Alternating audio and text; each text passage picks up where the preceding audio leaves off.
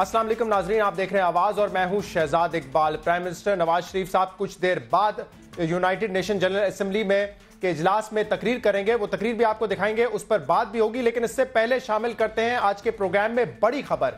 ठन गई है एमक्यूएम पाकिस्तान और एमक्यूएम लंदन के दरमियान आमने सामने है। एक दिन बयान आता है एमक्यूएम पाकिस्तान का तो दूसरे दिन उसका जवाब आता है एमक्यूएम लंदन की तरफ से। पाकिस्तान में जो है राब्ता कमेटी ये फैसला करती है कि एमक्यूएम लंदन के जो रहनुमा है और इंक्लूडिंग नदीम नुसरत जो कि कन्वीनर है, उनको पार्टी से फारिग किया जाता है, उनको राब्ता कमेटी से फारिग किया जाता है। तो दूसरे दिन एमक्यूएम लंदन से फिर अहकाम जारी होते हैं कि इस्तीफा दे दें एमक्यूएम के एमएनएज, एमपीएस और उनके सेनेटर्स, क्योंकि उन्होंने जब वोट लिए थे तो वो अल्ताफ हुसैन के कहने पे लिए थे। अब से कुछ देर पहले नदीम नुसरत साहब ने, जो कि कन्वीनर है एमक्यूएम के, उन्होंने बयान जारी किया है, प्रेस रिलीज जारी की है, जिसमें अहम बातें हैं। ये क्या बातें आपके सामने रखते हैं। उनका कहना है कि अल्ताफ हुसैन के खिलाफ जो करारदाद आज सिंध असेंबली में पेश की गई, जिसमें आर्टिकल 6 के तहत कार्रवाई का भी मुतालबा किया गया है, ये एक शर्मनाक अमल है। आपको बताते चले कि आज जो करारदाद पेश की गई है उसमें ऑपोजिशन की जमातें भी थी, हुकूमत जमात भी थी, यानी कि पीपल्स पार्टी, और एमक्यूएम के अरकान ने भी उस करारदाद को मंजूर किया है। उस करारदाद में एमक्यूएम ने भी वो करारदाद पेश की थी जिसको आज मंजूर किया गया है। आज जो नदीम नुसरत साहब का बयान है उसमें यह भी कहा गया है कि राब्ता कमेटी तंजीमी ढांचा और तमाम शोबाजात को तहलील कर दिया है। राब्ता कमेटी और तमाम शोबाजात अब नए सिरे से तश्कील दिए जाएंगे। अल्ताफ हुसैन ने इन तमाम फैसलों की तौसीक कर दी है और जो तंजीम की तश्कील की जिम्मेदारी है वो कन्वीनर नदीम नुसरत साहब को दी जाती है। आज नदीम नुसरत साहब के प्रेस रिलीज में यह भी कहा गया कि जो मेंबर प्रोविंशियल असेंबलीज हैं या जो मेंबर नेशनल असेंबलीज हैं या जो सेनेटर्स हैं, सब अल्ताफ हुसैन की तौसीक से ही ऐवान के रुकन बने हैं। इखलाकी जुर्रत और शराफत का तकाजा है कि ऐवानों की रुकनियत से इस्तीफा दें और फ्रेश मैंडेट हासिल करें। जो शख्स, जो अरकान असेंबली इस्तीफा नहीं देगा, कारकुन और हमदर्द इनसे हर किस्म का ताल्लुक जो है वो खत्म कर दें। यह भी नदीम नुसरत के आज के प्रेस रिलीज में कहा गया है। चंद अरकान के फैसले और उनके इकदाम मुहाजिर कौम को नुकसान पहुंचा रहे हैं और जो तहरीक है उसको नुकसान पहुंचा रहे हैं, यह भी कहा गया है। और आज नदीम नुसरत साहब ने यह भी कहा अपने एलामिये में कि एमक्यूएम एक ही थी, एक ही है और एक ही रहेगी। इसको खत्म करने की साजिश कभी कामयाब नहीं होगी। तो यह बड़ा अहम बयान है एमक्यूएम लंदन की जानिब से। कल ही हम जब शो कर रहे थे तो उस वक्त ये ब्रेकिंग न्यूज आई थी कि एमक्यूएम पाकिस्तान ने यह फैसला किया है कि नदीम नुसरत जो है वो कन्वीनर नहीं रहेंगे, और उसमें वासी जलील साहब का भी नाम था, दीगर अरकान का नाम था कि उनको भी राब्ता कमेटी से फारिग किया जाता है। अब किसकी सुनी जाएगी, कारकुनान किसकी सुनेंगे, हमदर्द किसकी सुनेंगे, इस पर हम मजीद बात करेंगे। हमें लंदन से ज्वाइन किया है वासी जलील साहब ने, सीनियर रहनुमा एमक्यूएम के। बहुत बहुत शुक्रिया वासी जलील साहब ज्वाइन करने के लिए। जी बहुत शुक्रिया शहजाद। वासी जलील साहब, सबसे पहले तो ये बताएं कि आपका अपना स्टेटस क्या है, क्या आप राब्ता कमेटी के रुकन हैं या नहीं, क्योंकि एमक्यूएम पाकिस्तान ने तो कल जो लिस्ट जारी की थी जिसमें उन्होंने कन्वीनर को भी फारिग कर दिया था, उसमें आपका भी नाम शामिल था। जी बिल्कुल किया था, जिसका मेरे ख्याल से कोई उनको इख्तियार नहीं था। मगर चूंकि आपने जो पहला सवाल किया कि मेरा इस वक्त स्टेटस क्या है, तो मेरा स्टेटस इस वक्त यह है कि क़ायद अल्ताफ भाई ने इस वक्त तमाम तर जिम्मेदारियां बहैसियत कन्वीनर नदीम नुसरत साहब को दी हैं। और मेरे ख्याल से आज अगर मौका मिलेगा आज, वरना कल एक और इजलास होके तो इसमें फर्दर फिर एनहांसमेंट होगी। एट द मोमेंट राब्ता कमेटी इस वक्त जो है वो टोटल एक कन्वीनियर पर है और वो तमाम तक जो फैसले हो रहे हैं वो नदीम नुसरत साहब कर रहे हैं इस वक्त तमाम फैसले। और यकीनन इसमें आप बिल तरतीब चंद अगले आने वाले चंद दिनों में आप मजीद इजाफे भी देखेंगे, ओवरसीज लेवल पे भी देखेंगे और इंशाल्लाह ग्राउंड लेवल पे भी आप तमाम जो है इजाफे होते देखेंगे। लेकिन ये बड़ी कंफ्यूजन है, और कंफ्यूजन सिर्फ मीडिया की हद तक नहीं है। आई एम श्योर जो आपके हमदर्द हैं, जो कारकुनान हैं, जो सपोर्टर्स हैं एमक्यूएम के, वो भी बड़े कंफ्यूज होंगे कि फॉलो किसको करना है। डॉक्टर फारूक सत्तार साहब समेत जो दीगर असेंबली के अरकान जो पाकिस्तान में मौजूद है, यानी कि एमक्यूएम पाकिस्तान, वो हमारी हकीकी एमक्यूएम है, या जो इस वक्त लंदन में रहनुमा है अल्ताफ हुसैन जो कि बानी है एमक्यूएम के, वो हमारे इस वक्त हकीकी एमक्यूएम है? देखिए शहजाद, 19 जून 1992 से एस्टैब्लिशमेंट की जो है वो बड़ी तगड़ रही कि वो एमक्यूएम को मतलब हिस्सों टुकड़ों में जो है वो बांटती चली जाए।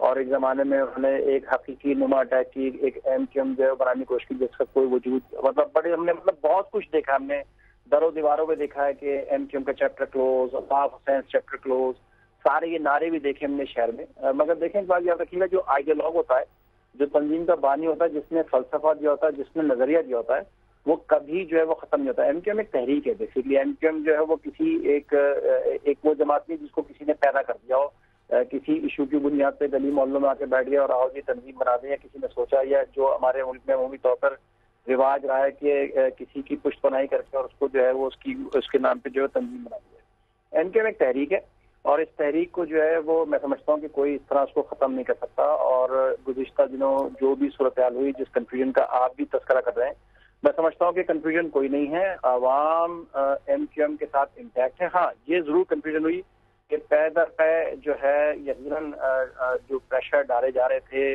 मौजूद वो जो ग्राउंड पे लोग मौजूद थे उनके ऊपर प्रेशर थे। और मैं समझता हूँ कि इस बात को अप्रिशिएट करना चाहिए कि 22 अगस्त के बाद कायदा अल्ताफ भाई की जो स्पीच होती है, अल्ताफ भाई ने उसमें अपने तमाम चीजों की वजाहत करते हुए उस पर माफी भी दी थी। फिर अल्ताफ भाई ने 24 तारीख को पूरी चीजों का इख्तियार भी दे दिया कि ग्राउंड पे जाके मैं यही सवाल करना चाह रहा था। उन्होंने माफी तो मांगी थी अपने बयान पे, मीडिया से भी माफी मांगी, और उन्होंने जो ला ताल्लुकी वाली प्रेस कॉन्फ्रेंस की थी एमक्यूएम पाकिस्तान ने, उसको इंडोर्स भी किया था, उसकी तौसीक भी की थी। उन्होंने कहा था कि अब एमक्यूएम पाकिस्तान फैसले करेगी।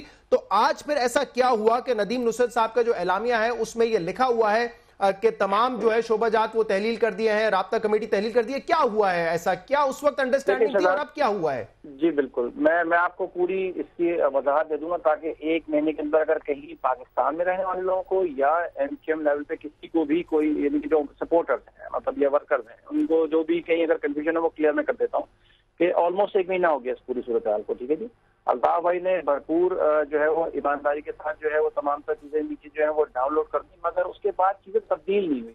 आप भी देखें कि वहां पर 90 को जो है वो सील कर दिया गया। 160 के करीब जो है वो दफातर को जो है वो गिरा दिया गया। एमक्यूएम के जो लोग जो जिम्मेदारान थे, हमारे सीनियर वर्कर्स थे, जिनके कोई क्रिमिनल बैकग्राउंड नहीं था, उनको गिरफ्तार किया गया। पार्लियामेंटेरियंस को जो है वो अब्रॉड जाने से उनको रोक किया गया। मतलब 6000 रुपये, बताओ ये फिर किस बात की परेशानी? जब एमक्यूएम वहाँ मातहत उनकी चल रही है, जो एस्टैब्लिशमेंट जो चलाना चाह रही थी, तो वो जब चीजें वहाँ हो रही थी, तो फिर ये सारी बातें क्यों हो रही थी? फिर तो पाकिस्तान का माहौल वासिफ साहब, जो मैं आपकी बात से समझाऊं, आप कह रहे हैं कि उस वक्त जो अंडरस्टैंडिंग थी, जो ला ताल्लुकी वाली बात थी, जिसको एंडोर्स भी किया था अल्ताफ हुसैन साहब ने, तो वो इसलिए किया था ताकि मामलात पाकिस्तान में, कराची में बेहतर हो जाए, जो दफातर बंद करने का सिलसिला है वो खत्म हो जाए और एक एस्टैब्लिशमेंट अपॉर्चुनिटी दे। ये कोई अंडरस्टैंडिंग थी? क्योंकि यहाँ तो ये बताया गया था। नहीं, कोई अंडरस्टैंडिंग नहीं थी। सवाल ही पैदा नहीं होता एस्टैब्लिशमेंट से। कोई अंडरस्टैंडिंग का तो कोई सवाल ही पैदा नहीं होता। पाकिस्तान से कह रहा हूँ, एमक्यूएम पाकिस्तान से। वासिफ अली साहब, मैं एमक्यूएम पाकिस्तान और एमक्यूएम लंदन की बात कर रहा हूँ। There was no understanding. Altaf भाई ने, देखें, इसमें बड़ी क्लैरिटी है।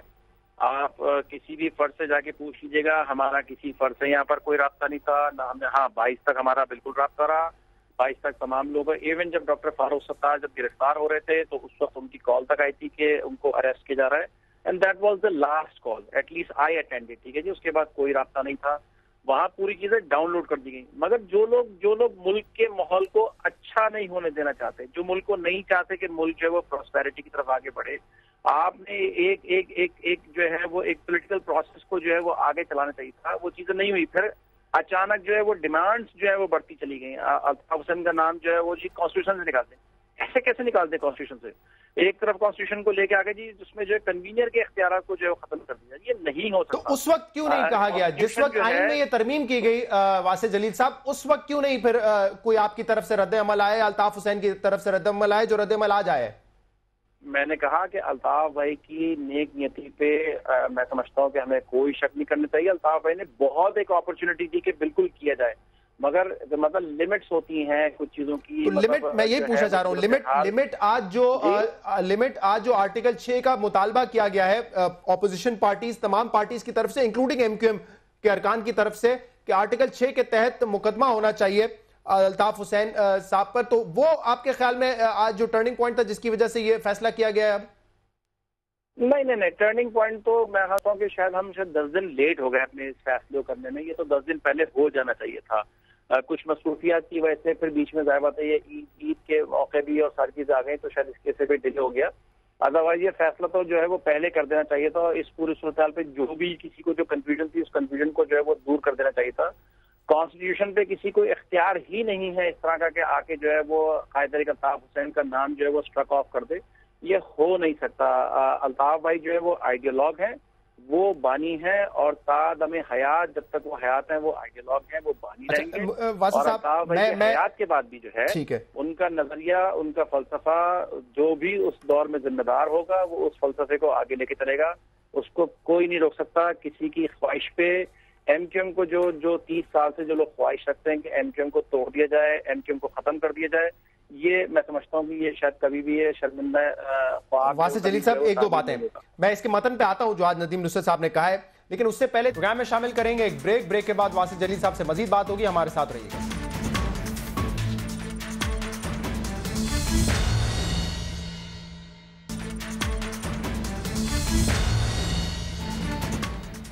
वेलकम बैक नाजरीन। वासिफ जलील साहब हमारे साथ प्रोग्राम में लंदन से मौजूद है। माजी में ये होता रहा है कि एमक्यूएम में लोग छोड़ के दूसरी पार्टी बना चुके हैं, एमक्यूएम हकीकी बनी, अभी पीएसपी में जो ज्यादातर लोग हैं वो एमक्यूएम से शामिल हुए हैं।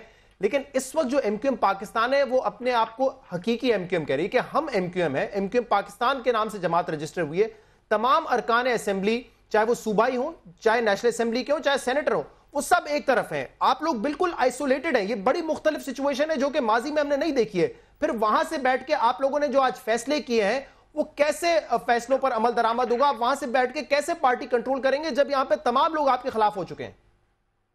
देखिए शहजाद, आप यकीनन मुझसे उम्र में भी छोटे होंगे, और मैं ये सारे ड्रामे जो हैं 19 जून 1992 में देखता चला रहा हूँ। और उस दौर में भी जो है वो इसी तरह की जो है वो साजिशें की गई और एमक्यूएम को खत्म करने की साजिश की गई। मुख्तलिफ हाउसेज बनाए गए, मुख्तलिफ लोगों के जो है वो टेम्पररी मराकिज भी बनाए गए, एमक्यूएम के दफातर को बंद भी किया गया। एंड ऑफ द डे जो है वो अल्ताफ समझाएं। देखें जी, बड़ी क्लैरिटी है। जहां अल्ताफ भाई है वो एमक्यूएम है और एमक्यूएम अल्ताफ हुसैन है, ठीक है। तो इसमें तो कोई दो राय हो नहीं सकती।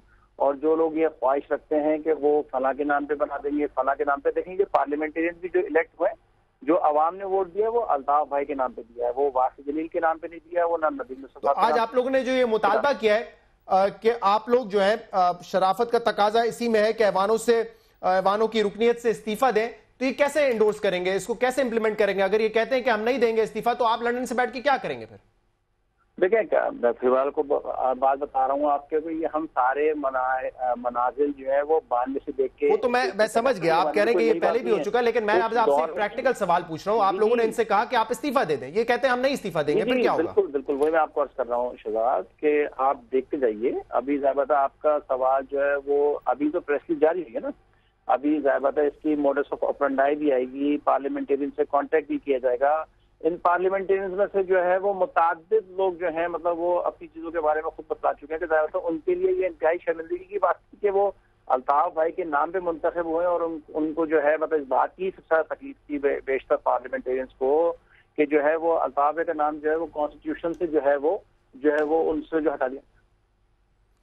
अच्छा, ये आज जो करारदाद पेश की गई है असेंबली में, जिसमें जैसे मैंने कहा दीगर पार्टीज के साथ एमक्यूएम भी थी, और वो कह रहे हैं कि जो पाकिस्तान के खिलाफ बात हुई है उस पर आर्टिकल 6 के तहत मुकदमा होना चाहिए, इसको शर्मनाक कहा गया है। क्यों शर्मनाक कहा गया है वासिफ जलील साहब? ये तो मेरे ख्याल से पूरा पाकिस्तान, सवाल अगर आप मेरा सुन लें, क्योंकि पाकिस्तान पूरा मुत्तफिक है कि जो बातें की गई गलत है। अल्ताफ हुसैन साहब ने माफी भी मांगी, तो उसमें मुकदमा क्यों नहीं चलना चाहिए? शहजाद देखें, लेट्स बी रियलिस्टिक और लेट्स बी ट्रूथफुल, ठीक है।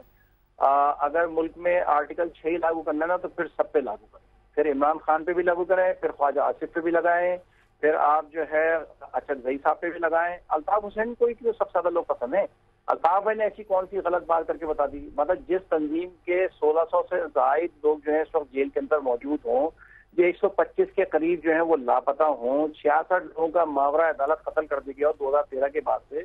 उससे पहले तो एक तवील दास्तान है हमारे पास। 15,000 के करीब 19 जून 1992 के फौजी ऑपरेशन के बाद लोगों को मार दिया गया। तालिया पत्ता किला है, कस्बा अलीगढ़ का मैसेकर है, हैदराबाद का मैसेकर है, और इन तमाम चीजों का कहीं तो कोई वाली वारिस होगा कि इन चीजों का कोई जो है तदारुक करे, इन चीजों को कोई फैसला करे। नहीं, लेकिन वासिफ जलील साहब, एक तो ये कंपैरिजन मेरी थोड़ी सी समझ में नहीं आता। जवाब देते जो आपने मुझसे सवाल किया। जी, मैं ये आर्टिकल 6 की जो बात करते हैं, मैं असेंबली की मेरे ख्याल से मैं तकरीबन 3 हफ्ते पहले अपनी इस ट्वीट को भी मैसेज बड़ा लाउड एंड क्लियर दे चुका हूँ कि चाहे वो कोई सी भी असेंबली हो, इस पूरी सूरत हाल को हम इंडोर्स करते ही नहीं। अगर इस मुल्क में अगर सच्चाई के साथ काम करना तो फिर सबके साथ आए, फिर अल्ताफ भाई को सिर्फ जो है वो निशाना न बनाया जाए। अल्ताफ भाई ने पाकिस्तान के, लेकिन इसको कंपेयर कैसे करें? इमरान खान साहब ने कब कहा है पाकिस्तान मुर्दाबाद के नारे लगाएं, या किसी और लीडर ने ये कब कहा है? इसको कैसे कंपेयर किया जा सकता है वासिफ जलील साहब? इससे पहले बहुत सारी तकारीर हुई हैं जिसमें कभी रॉ से मदद मांगी जाती है। कोई पाकिस्तान में ऐसा लीडर नहीं है जो तवातर के साथ इस तरह के बयान देता हो और बाद में माजरत भी करते हो उस पर। मेरे भाई इमरान खान साहब ने 71 के ऊपर जो बांग्लादेश के अंदर जो मैसेकर हुआ उसके ऊपर कहा है, सोशल मीडिया के ऊपर वो वीडियो मौजूद है। अचकजई साहब ने ऑन फ्लोर जो है वो तमाम बातें की हैं। उस पे एक नुक्ता नजर ये देना कि हमारी तरफ से ज्यादती हो गई थी, गलती हो गई थी, इस पे तो सर बहुत सारे लोग लिख चुके हैं, बात कर चुके हैं, लेकिन मुर्दाबाद के नारे लगाना, वैसे साहब मुर्दाबाद के नारे लगाना और ये कहना कि 71 में हमने गलती की थी, हमारी फौज ने गलती की थी, उसमें दो ये बहुत मुख्तलिफ बातें हैं। एक पे आप अपना तजिया ओपिनियन दे रहे हैं और एक पे आप पाकिस्तान मुर्दाबाद की बातें कर रहे हैं। मतलब आपका मुल्क 2 लाख हो गया, मतलब ये कोई छोटी बात है? मतलब इस मुल्क में मतलब हम अपने लोगों को जो है वो डिसइंटीग्रेट होता अपनी आंखों से देख रहे हैं कि एक कश्ती के साथ आपका पूरा भाई जो है आपके सामने से उसका हाथ जो है वो छूटता चला जा रहा है। ये कोई मजाक बात है? मतलब मुल्क आपके मुल्क के 2 हिस्से हो गए, मुल्क टूट गया, ये कोई मजाक बात है? उन्होंने आपने इमरान खान साहब का नाम लिया, मैंने वो तकरीर सुनी है। नस्ल को हमें अपनी हिस्ट्री बतानी है, हमारे साथ लोगों, मैं वही कह रहा हूँ। उस पे एक किसी लीडर का नुक्ता नजर देना बहुत वासिफ साहब, 71 में जो हुआ उस पे नुक्ता नजर देना एक अलग बात है। मैं सिर्फ ये कह रहा हूं कि पाकिस्तान मुर्दाबाद के जो नारे लगाए गए, जिस पे अल्ताफ हुसैन साहब ने खुद 24 तारीख को माफी मांगी, ये बहुत ही 2 मुख्तलिफ चीजें हैं। मतलब कौन सा ऐसा लीडर है, अल्ताफ हुसैन साहब गालिबन आपकी चौथी बड़ी जमात है, कि उसके जमात के लीडर ने पाकिस्तान मुर्दाबाद के नारे लगवाए हो? ये कहां हुआ है पहले? तो मैं शहजाद फिर आपको ये बात कह रहा हूँ, अल्ताफ भाई ने तो 22 तारीख की अपने स्टेटमेंट पे जो अल्ताफ भाई ने जिस दर्द की कैफियत में, जो इस्तराब की कैफियत उन पर थी, जो मैंने आपको साथियों की सारी सूरत-ए-हाल आपके सामने रखी, आप इन तमाम चीजों को 30 साल से जो है वो फेस करते चले आ रहे हैं। उन तमाम चीजों के बावजूद भी अल्ताफ भाई ने इन तमाम चीजों पर माफी मांगी। एंड ऑफ द डे बात खत्म हो जानी चाहिए। फिर किस बात पे जो है वो वाविला है? फिर किस बात पे? इंसान है ना अल्ताफ भाई कोई रोबोट नहीं है। उनके अंदर, उनकी शरियानों में भी जो है वो खून जो है वो इसी तरह से चलता है। तो अल्ताफ भाई को भी इंसान के तौर पर ट्रीट किया जाए, और वो इंसान कि जिसको 30 साल से जो है वो मुसलसल पैदर पे जो है उनके ऊपर जो है वो मुख्तलिफ हमले किए जा रहे हैं, उन पर जहनी वार किए जा रहे हैं, और फिर आप एक्सपेक्ट करें कि ये चीज ना, उसके बावजूद अल्ताफ भाई का बड़कपन है कि अल्ताफ भाई ने जो है वो माफी मांगी, अल्ताफ भाई ने एक अपॉर्चुनिटी दी कि चीजों को जो है वो आगे कैरी किया जाए। मगर ये इंतहाई इस पे वासिफ साहब आपका एक पॉइंट ऑफ व्यू है के अंदर बैठे होंगे जिन्होंने इस तरह आपका एक पॉइंट ऑफ व्यू है, क्योंकि आप अल्ताफ हुसैन साहब को सपोर्ट करते हैं, आप उनकी जमात में हैं, लेकिन मैंने कहा कि आज दीगर पार्टीज ने इस पे फैसला दिया है, सिर्फ एमक्यूएम ने नहीं दिया। बहरहाल इससे थोड़ा सा आगे बढ़ते हैं। आप मुझे ये बताएं, राब्ता कमेटी खत्म हो गई है, पाकिस्तान के जितने भी राब्ता कमेटी के अरकान है वो 0 हो गए हैं, तमाम शोबाजात खत्म, तंजीमी जो ढांचा है इस वक्त 0 है, कोई ओहदेदार नहीं है इस वक्त? नहीं जी, बिल्कुल नहीं है। इस वक्त तंजीम में अगर कोई ओहदेदार है जिसकी रिप्रेजेंटेशन है वो इस वक्त नदीम नुसरत साहब है, और वक्त के साथ साथ जो है वो तमाम शोबों को, बिलखुसूस राब्ता कमेटी को जो है वो उसकी तो जो क्या है इस वक्त फिर डॉक्टर फारूक सत्तार साहब समेत जो दीगर लोग हैं, फैसल सजवारी, ख्वाजा एजाज साहब, ये एमक्यूएम का हिस्सा है या नहीं है? इनको निकाल दिया है पार्टी से?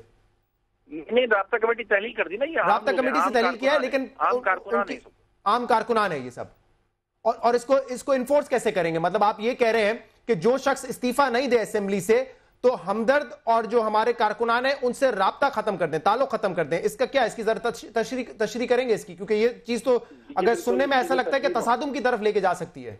नहीं, कोई तसादुम नहीं। ये तो खैर किसी की ख्वाहिश हो सकती है कि कोई तसादुम देखना चाहता हो, और शायद चाह भी रहा हो कि वो, मैंने आपसे कहा ना कि वो चाहते हैं कि एमक्यूएम को जो है वो डिवाइड एंड रूल करके खुद जो है वो रूल करें, एमक्यूएम को मजीद तोड़ने।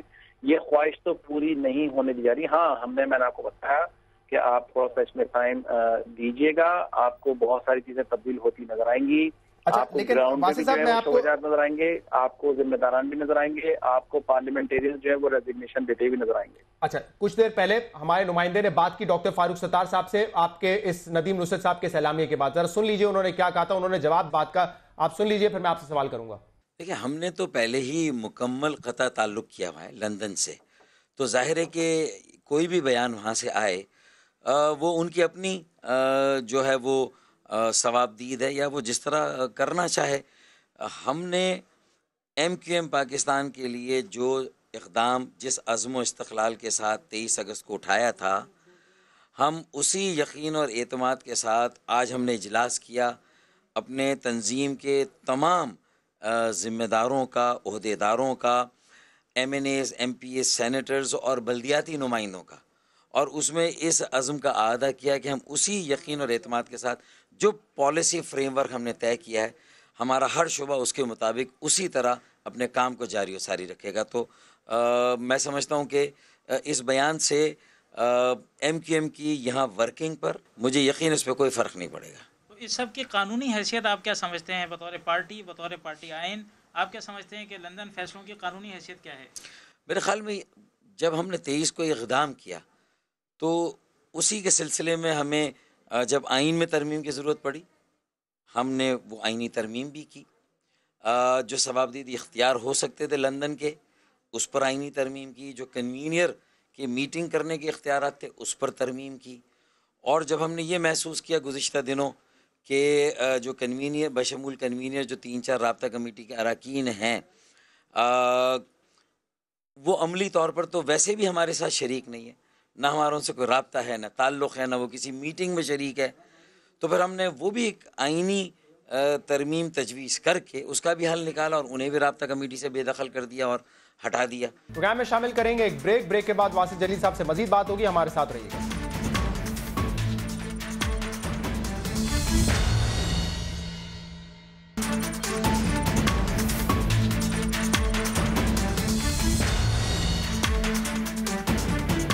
जी वासिफ जलील साहब, ये जो रिएक्शन था डॉक्टर फारूक सत्तार साहब का, ये नदीम नुसरत साहब के बयान के बाद था, जिसमें वो कह रहे हैं कि हम नहीं मानते उन फैसलों को, ना कोई सी कानूनी हैसियत है, और अभी भी उनकी मीटिंग्स यहाँ पे वैसे ही हो रही हैं जैसे होती थी, यानी कि तमाम ओहदे चाहे वो राब्ता कमेटी के हों चाहे तंजीमी कमेटी के हों, वो बरकरार है डॉक्टर फारूक सत्तार के मुताबिक।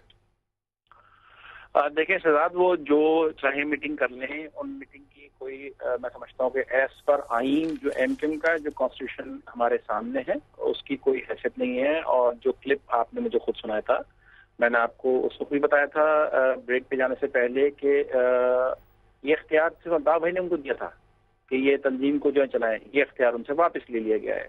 तो उनकी अब कोई कानूनी सवाले से हैसियत नहीं है, ना ही उन तमाम फैसलों की जो फैसले किए गए थे वो भी मैं समझता हूँ कि जो है वो आउट ऑफ कॉन्स्टिट्यूशन फैसले थे।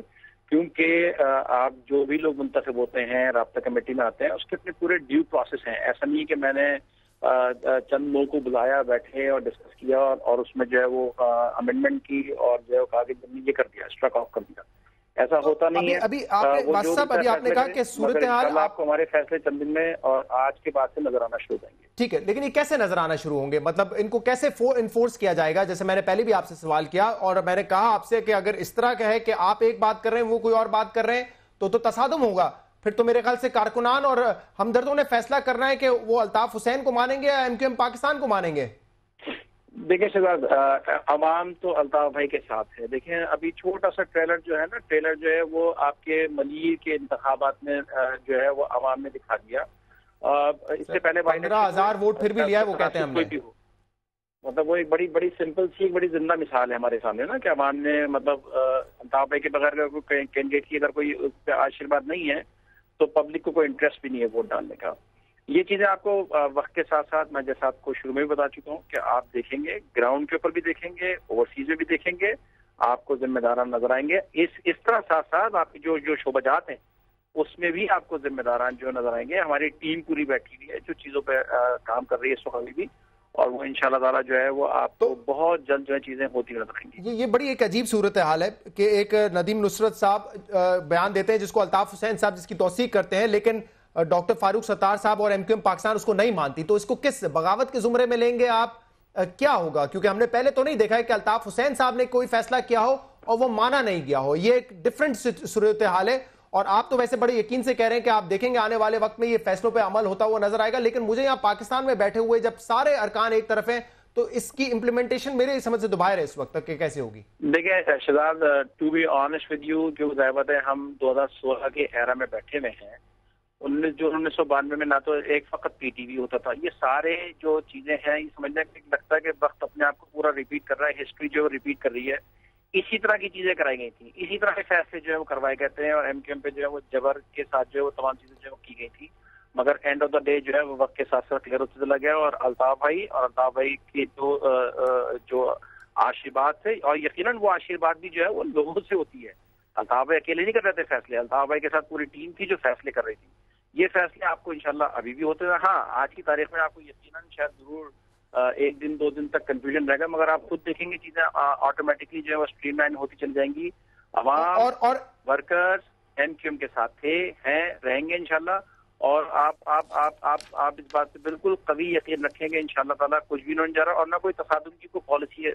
ये तो एस्टैब्लिशमेंट की ख्वाहिश है और वो कभी हम पूरे नहीं होते। लेकिन आपको लगता है कि इस वक्त डॉक्टर फारूक सत्तार साहब 2013 में भी जो है वो 2013 में भी इसी तरह से जो है वो जिन लोगों को जो क्रिमिनल सरगर्मियों में जो लोग थे उनको बाहर निकाला था अल्ताफ भाई ने, फिर उनको कोई पीएसपी की शक्ल दे दी तो किसी को 19 जून 1992 में हकीकी की शक्ल दे दी। वो ड्रामे अब होने देंगे इंशाल्लाह ताला। और कौम मुत्तहिद थी, मुत्तहिद है, मुत्तहिद रहेगी इंशाल्लाह अंडर द लीडरशिप ऑफ कायदर अल्ताफ हुसैन। वासिफ जलील साहब, बार बार आप कह रहे हैं कि 92 में भी इस्टेब्लिशमेंट के यही जो है अजाइम थे, तो अभी जो डॉक्टर फारूक सत्तार साहब और उनके साथियों ने फैसले किए, सारे फैसले आप समझते हैं कि इस्टेब्लिशमेंट के दबाव में आके किए हैं, अपने तौर पर नहीं किए फैसले? बजाय तो ऐसी बजाय नहीं बल्कि क्लैरिटी उसमें नजर आ रहा था। जाहिर बात है कि आप देख लें कि 22 की रात को गिरफ्तार करके ले गए, अगले दिन छोड़ दिया, चेहरे पे फ्रस्ट्रेशन है नजर आ रही है। अल्ताफ भाई ने पूरी हिम्मत दी, अल्ताफ भाई ने अपना पूरा एक आईनी किरदार अदा किया। अल्ताफ भाई ने उनको इख्तियार जो है पेश किए कि जाएं और जाके करें। लेकिन अगर 1 महीना बहुत होता है, उस 1 महीने में जो जलील साहब, अगर 22 तारीख को रेंजर्स के पास गए थे, वो तहवील में रहे कुछ देर के लिए, तो उसके बाद ही उन्होंने प्रेस कॉन्फ्रेंस की लाताल्लुकी वाली, जिसको इंडोर्स किया था अल्ताफ हुसैन साहब ने, जिसकी तौसीक की थी अल्ताफ हुसैन साहब ने। उस वक्त आपको नहीं एहसास था कि एस्टैब्लिशमेंट के कहने पे ये फैसला हुआ है? एक जो है 23 का एक स्टेटमेंट है, एक 24 का स्टेटमेंट है। 24 के स्टेटमेंट में अल्ताफ भाई ने जो है तमाम इख्तियारात जो है वो उनको सौंपे कि चलें, करें, काम करें और अच्छा करके दिखाएं। मगर जो चीजें अगर अच्छी नहीं होंगी, तो उस वक्त आपको ये एहसास नहीं था कि ये फैसला लाताल्लुकी वाला एस्टैब्लिशमेंट के कहने पे किया गया है? उस वक्त ये एहसास नहीं था कि एस्टैब्लिशमेंट के कहने पे ये लाताल्लुकी वाला फैसला किया, जो अब आप कह रहे हैं कि हमें नजर आ रहा है कि एस्टैब्लिशमेंट के कहने पे कर रहे हैं सारे फैसले? नहीं, मैं तो अभी किसी को मौरूद इल्जाम नहीं ठहरा एस्टैब्लिशमेंट को। ख्वाहिशात तो जरूर रही है, जाहिर बात है हमारे सामने है। आप इन ख्वाहिशात को मुख्तलिफ वीडियो जो लीक्स की गई है माजी के अंदर, वो तमाम ख्वाहिशात हमारी आंखों के सामने है, मगर उन ख्वाहिशात से कोई एमक्यूएम पे इम्पैक्ट नहीं पड़ा ना। मतलब इलेक्शन के दौरान करा दिया, 17 सितंबर को अल्ताफ भाई की सालगिरह के अंदर जो है वो जाली असले की जो है खेप दिखा दी। ये सब गिमिक्रीज हैं, ये सब पुराने हरबे हो चुके हैं। मतलब कराची के लोग बाशऊर हैं, मतलब चीजों उनको नजर आ रही है कि मतलब इसके पसे पर्दा जो चलाने वाले जो एक्टर्स हैं वो क्या चाहते हैं, किस तरह की चीज चाहते हैं। वो चीजें अब चलने वाली नहीं है, बल्कि मैं समझता हूँ कि एहसास करना चाहिए, अपनी गलतियों का इदराक करना चाहिए। आज पाकिस्तान की जो सूरत हाल बैनुल अक़वामी सतह पर है, उसको हमें फौरी तौर पर उस पर सर जोड़ के बैठना चाहिए कि जो सूरत हाल पाकिस्तान को दरपेश है, आइसोलेट हो रहा है पाकिस्तान, बचाएं पाकिस्तान ताकि जो लोग हमदर्दी की बात। यकीनन सूरत हाल बड़ी मुख्तलिफ है इस वक्त, लेकिन आपकी पार्टी के इंटरनल मैटर्स भी जो है वो भी बड़े अजीब से हुए हैं, तो क्या करेंगे ये लोग? ठीक है, मुझे बताएं क्या है ये, इनको आप क्या कहेंगे? ये गद्दारी कर रहे हैं, क्या कर रहे हैं? पार्टी हाईजैक कर ली है, क्या कहेंगे इसको आप फिर? नहीं, क्यों हाईजैक कर ली? अल्ताफ हुसैन मतलब आमिर अल्ताफ हुसैन पार्टी क्यों हाईजैक करेंगे? अल्ताफ भाई की पार्टी है। शहजाद फगौर से कहा, हाँ कोई, मैंने आपसे कहा ना कि 92 में जिन लोगों ने हकीकी बनाई थी तो वो उनको कह सकते थे कि उन्होंने पार्टी बना दी। अल्ताफ भाई हाईजैक थोड़ी करेंगे। अल्ताफ भाई की तो अल्ताफ भाई को मैं नहीं कह रहा हूँ पार्टी उन्होंने हाईजैक की, मैं कह रहा हूँ कि जो लोग इस वक्त आपके फैसले नहीं मान रहे, मैंने डॉक्टर फारूक सत्तार साहब का क्लिप आपको सुनवाया, वो कहते हैं वो जो भी कहते रहे, लंदन वाले कहते रहे, वी डोंट केयर, हमें कोई फर्क नहीं पड़ता उससे। तो क्या कहेंगे फिर? आपकी नजर में, अल्ताफ हुसैन की नजर में ये गद्दार है क्या? शहजाद, मैं आपको पहले कह चुका हूं कि अगर वो इस बात को कह रहे हैं तो ये इख्तियारात तो अल्ताफ भाई ने दिए थे ना, तो वो कहते रहे ऐसे इख्तियारात, वो खुश होते रहे इस बात को कह के। आप भी यही कह रहे हैं, वो ये कहते रहे, यहाँ से भी यही कहते हैं कि ये कहते रहे, तो किसकी से फाइनल होगी? ये कौन डिसाइड करेगा? ये कौन डिसाइड करेगा वासिफ जलील साहब? ये तो फिर या तो कोई इलेक्शन होंगे उसी में पता चलेगा, या तो आने वाला वक्त ही बताएगा मेरे ख्याल से कि हमदर्द और कारकुनान किसके साथ खड़े हुए हैं। ये कैसे डिसाइड होगा? आप लंदन में बैठे हुए हैं। आपके सवाल में आपका जवाब है, इंशाल्लाह वक्त खुद बतला देगा कि कौन किसके साथ खड़ा है, कि अल्ताफ भाई के साथ खड़े हैं, किसी और के साथ खड़े हैं, वो आपको नजर आ जाएगा। और अगर ना कि आप चंद दिन वेट कर लीजिए, आपको नजर आ जाएगा इंशाल्लाह। और अगर ये आपके तमाम अरकान, जिनको आपने कहा है कि शराफत का तकाजा इसी में है कि आप लोग अपनी रुकनियत से इस्तीफा दे दें, सिंध असेंबली में हो, चाहे नेशनल असेंबली में, चाहे सेनेटर्स हो, फिर क्या करेंगे आप? एमक्यूएम चाहती है कि तमाम सीटों पर दोबारा इलेक्शन हो, बाई इलेक्शंस की तरफ जाएंगे मामला इन तमाम सीटों पर? हाँ, क्यों नहीं जाए, बाई इलेक्शन होने चाहिए और फिर दिखा देना कि मैंडेट किसके हाथ से चला गया। मतलब जो लोग आज बात करते हैं कि हम सब कुछ हैं, तो वो फिर आगे साबित करके दिखाते हैं, फिर देखते हैं कि किसको वोट मिलता है। कायदे तहरीक अल्ताफ हुसैन के नुमाइंदे को वोट मिलता है, या जो खुद साख्ता तौर पर अगर अपने आप को कोई एमक्यूएम समझने लगे तो ये मैं समझता हूँ कि शायद वो यूफोरिया में रह रहा है। कौम की नुमाइंदगी अल्ताफ हुसैन है, अल्ताफ हुसैन नुमाइंदगी है कौम की, इसको कोई तब्दील नहीं कर सकता। तो फिर अगर इलेक्शन होता है, अगर इन लोगों ने आपकी बात मान ली और इस्तीफा दे दिया, तो फिर हम देखेंगे कि एमक्यूएम लंदन या अल्ताफ हुसैन की एमक्यूएम का मुकाबला होगा डॉक्टर फारूक सत्तार साहब और उनके साथियों के साथ, यानी कि जो एमक्यूएम पाकिस्तान जिसको अपने आप कहती है। देखें, अगर वो बाशऊर हैं तो अगर उनको कोई ग्रुप बनाना है तो ये तो उनके अपने इख्तियार में, ये तो उनका ज़मीर उनको बतलाएगा कि वो चाहते क्या है। अल्ताफ भाई एमक्यूएम है, चाहे 100 एमक्यूएम बना ले, कोई फर्क नहीं पड़ रहा, मेरी सेहत पे कोई असर नहीं पड़ रहा।